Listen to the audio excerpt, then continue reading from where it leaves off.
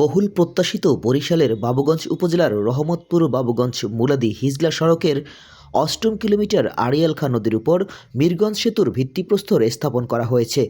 রবিবার সকাল ১১টায় ভিত্তিপ্রস্তর স্থাপন করেন সড়ক পরিবহন ও সেতু মন্ত্রণালয় ও বিদ্যুৎ, জ্বালানি ও খনিজ সম্পদ মন্ত্রণালয়ের উপদেষ্টা ডক্টর মোহাম্মদ ফাউজুল কবির খান এবং নৌ পরিবহন মন্ত্রণালয়, শ্রম ও কর্মসংস্থান মন্ত্রণালয়ের উপদেষ্টা ব্রিগেডিয়ার জেনারেল অবসরপ্রাপ্ত ডক্টর এম শাখাওয়াত হোসেন।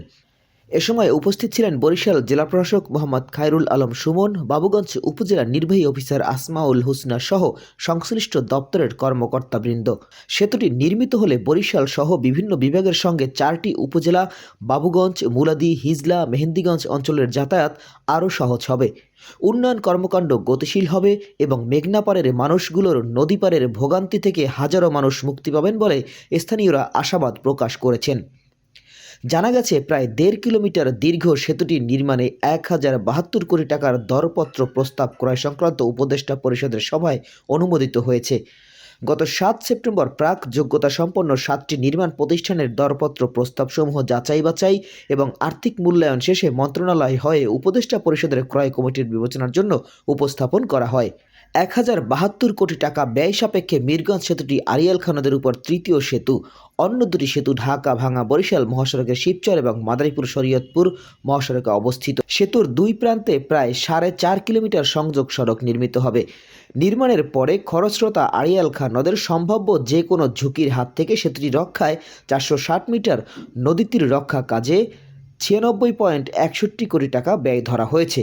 এছাড়া সেতুটির প্রায় 4.5 কিলোমিটার সংযোগ সড়ক নির্মাণে 21.55 হেক্টর ভূমি অধিগ্রহণ এবং 93.58 কোটি টাকা বরাদ্দ রাখা হয়েছে। ভিত্তিপ্রস্তর উদ্বোধন উপলক্ষে মিরগঞ্জ সেতু এলাকায় দুই পারের মানুষের মাঝে ব্যাপক উৎসাহ উদ্দীপনা দেখা গেছে। এইটা মন্ত্রিপরিষদ কমিটিতে এটা অনুমোদিত হয়েছে এবং আমি আশা করছি নোটিফিকেশন এবং এর ফলে যে ওই কাজের যে এইটা আমি আপনারা জানেন যে আমি সরকারের সঙ্গে আমি প্রায় 3 মাস আগে এসেছিলাম। তো তখন আমরা একটা প্রতিশ্রুতি দিয়েছিলাম যে আমরা এটা ডিসেম্বর মাসের মধ্যে এটা শেষ করব।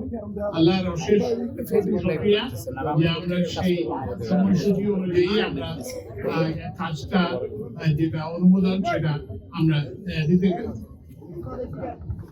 তো এটা একটা চীনা কোম্পানি, চীনা রোড এন্ড ব্রিজ কর্পোরেশন, এটা তারা এই ব্যাপারে অভিজ্ঞ। আর ওই যে শাখাওয়াত ভাই যে কথাটা বললেন যে আমাদের উন্নয়ন প্রকল্পের একটা বড় সমস্যা হচ্ছে দুর্নীতি। আমাদের যত সড়ক প্রকল্প আছে, যত ব্রিজ প্রকল্প আছে, সবকিছুই দুর্নীতি ক্লিষ্ট। তো এই জন্য আপনারা চেষ্টা করবেন যে এটা যাতে দুর্নীতি মুক্ত থাকে। এখন ধরেন ওই যে শাখাওয়াত ভাই যে কথাটা বললেন, যদি আপনারা ওই যে ঠিকাদারকে যদি নিম্নমানের কাজ করতে বাধ্য করেন তাহলে এটা কাজটা নিম্নমানের হবে।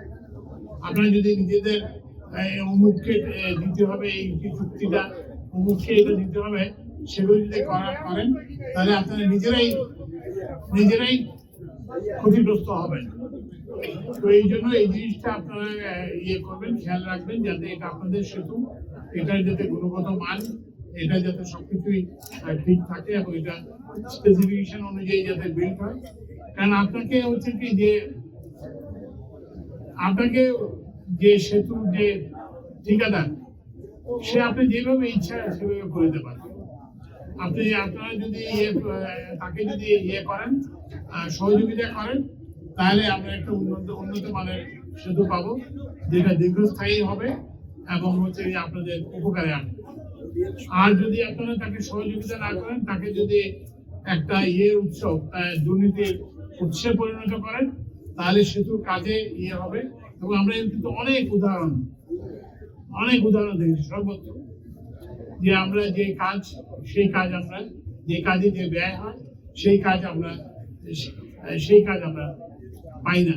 তো এই জন্য আপনারা এটা খেয়াল রাখবেন, এটা আপনাদের সেতু। এটা ধরেন শাখাত সাহেব এসে খুব একটু ব্যবহার করবেন না, আমারও তো এখানে ব্যবহার করার সম্ভাবনা খুবই ক্ষীণ।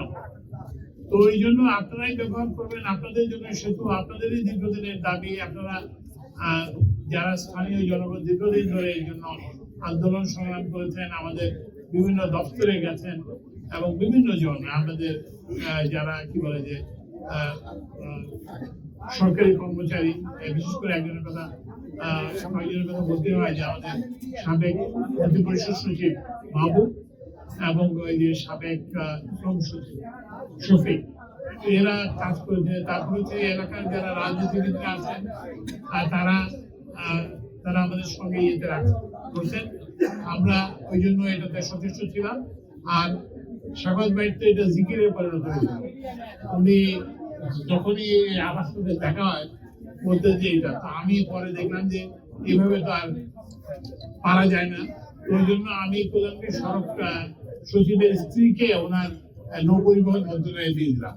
তো বললাম যে এখন আর আমাকে আপনি আর জিজ্ঞেস করার দরকার নেই, আপনি আপনার সচিবকে জিজ্ঞেস করেন এই প্রকল্পের অগ্রগতি কি হবে। তো আমি আশা করি যে উনি একই ধারা অব্যাহত রাখবেন। আরেকটা জিনিস হচ্ছে যে দুদিন ছাড়াও আরেকটা জিনিস হচ্ছে সময় মতো না হওয়া।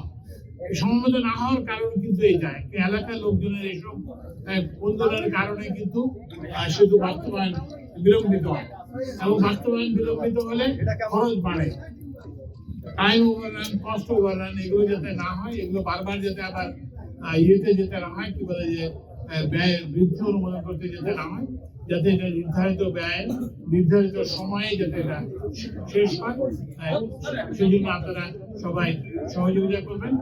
এবং আমরা আশা করি যে আপনারা এখানে যে একটা পুনর্জাগরণ ঘটবে, অর্থনীতির পুনর্জাগরণ ঘটবে এবং মানুষের চলাচলের মাধ্যমে মানুষের মধ্যে সৌহার্দ্য বাড়বে এবং ওই যেটা বললাম যে শিল্প কারখানা এবং অন্যান্য কৃষি সবকিছুর বিকাশ করবে। অশেষ ধন্যবাদ জানাচ্ছি আমার সহকর্মী সহ উপদেষ্টা উনি অনেকগুলো মন্ত্রণালয় আপনার শুনলেন একটা সাথে চালাচ্ছেন, অত্যন্ত দক্ষ মানুষ, ওনার সাথে আমার পরিচয় অনেক আগে এবং ওনার কোঅপারেশনের জন্য এই আরে ভাই দিয়েন না, দাঁড়াই দিয়েন বাস্তবায়ন তাড়াতাড়ি হয়েছে এবং আমি প্রায় প্রতিদিনই ওনার পিছনে লেগে থাকতাম। যখনই ক্যাবিনেট মিটিং, প্রথম ক্যাবিনেট মিটিং থেকে আমি শুরু করেছি। আপনারা জানেন যে এটা ডিপিপি একনেট হয়ে গেছিল আমাদের আসার আগেই এবং তারপরে আমাকে তৎকালীন ক্যাবিনেট সেক্রেটারি দিয়েছিলেন, দেওয়ার সময় বললেন স্যার আপনি এটা একটু দেখবেন।